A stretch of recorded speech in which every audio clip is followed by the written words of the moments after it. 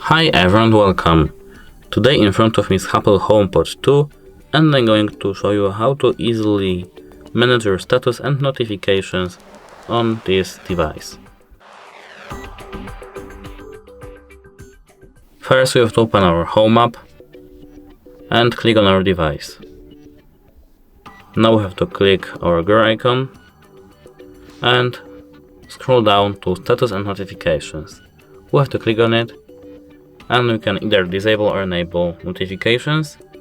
You can enable or disable home summaries and manage when we can receive activity notifications.